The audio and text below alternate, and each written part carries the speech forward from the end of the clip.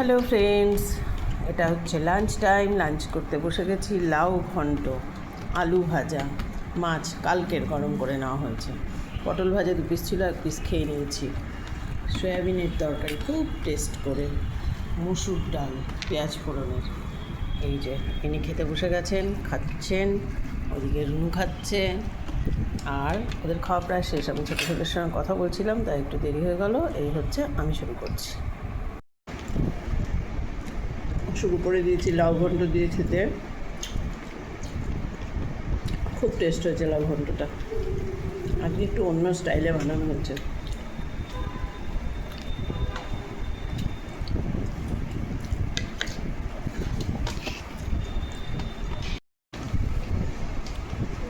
এবার খাচ্ছি সোয়াবিন।